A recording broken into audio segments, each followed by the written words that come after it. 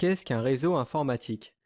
Le terme réseau est utilisé dans de nombreux domaines différents, que ce soit réseaux sociaux, réseaux téléphoniques, réseaux de télévision et aussi des réseaux informatiques.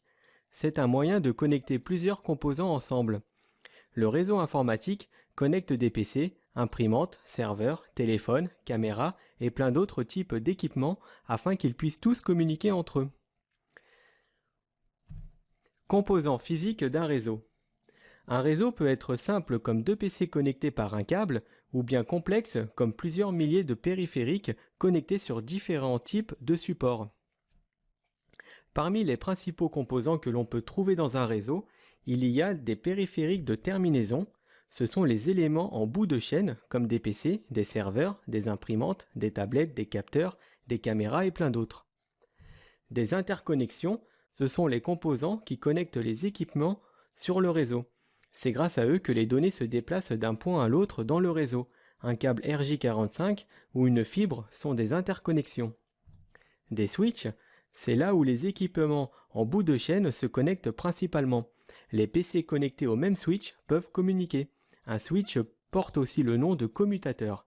Si un PC veut communiquer avec un équipement qui se trouve sur un autre réseau, alors il aura besoin de passer par un routeur. Avant que les switches ne deviennent abordables, de nombreux réseaux utilisaient des hubs. Les hubs fonctionnent comme des switches, mais avec une vitesse plus faible et de mauvaises performances. Ils ne sont plus trop utilisés de nos jours. Des routeurs. Le routeur permet de connecter différents réseaux ensemble, tout en choisissant intelligemment le meilleur chemin. Sa principale fonction est d'acheminer le trafic d'un réseau vers l'autre. Par exemple, on a besoin d'un routeur pour connecter le réseau de chez nous à Internet.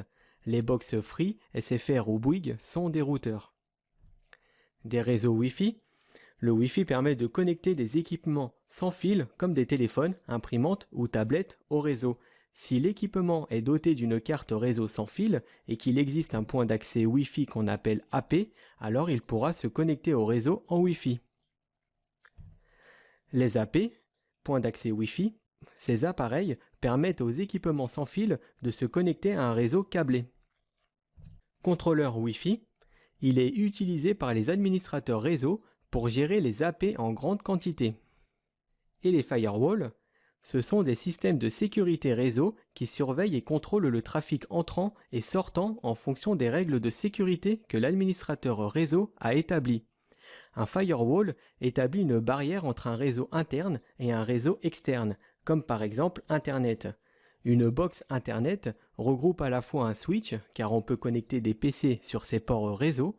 Il agit également comme un point d'accès Wi-Fi en permettant aux équipements sans fil de se connecter, comme les téléphones portables.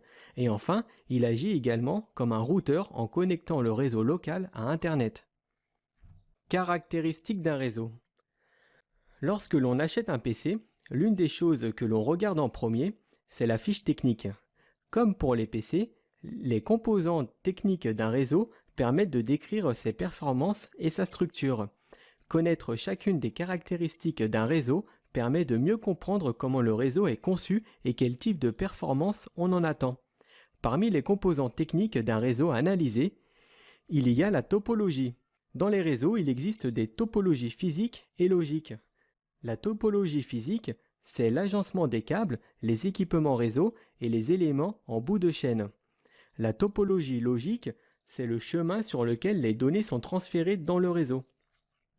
La vitesse, c'est la mesure du débit qui est en bits par seconde pour les liens sur les réseaux. Ça peut être 100 mégas, 1 giga ou 10 gigabits Ethernet.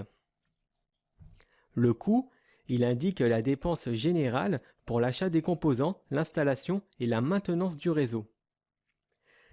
La sécurité, elle indique la façon dont le réseau est protégé. Le sujet de la sécurité est très important car les techniques et les pratiques évoluent constamment. L'administrateur réseau doit revoir la sécurité à chaque fois qu'il modifie la topologie du réseau. Disponibilité, elle permet de mesurer la disponibilité du réseau. Pour les réseaux qui tournent 24 heures sur 24 et 7 jours sur 7 toute l'année, la disponibilité est calculée en divisant le temps qu'il est disponible par le temps total d'un an, puis en multipliant par 100 pour obtenir un pourcentage. Dans l'exemple, 525 600 correspond au nombre de minutes totales d'une année. Si le réseau est indisponible pendant 15 minutes sur une année, alors sa disponibilité sera de 99,9971%. Évolutivité. Il indique la possibilité future de faire évoluer le réseau, par exemple pour accueillir plus d'utilisateurs. Si un réseau n'est pas conçu pour être agrandi, alors cela coûtera beaucoup plus cher pour le faire évoluer. Et la fiabilité. Les composants du réseau, comme les routeurs, les switches, les PC ou serveurs, doivent être fiables pour réduire le risque d'indisponibilité du réseau. Nous venons de voir l'ensemble des caractéristiques et attributs qui permettent de comparer différentes solutions de réseau.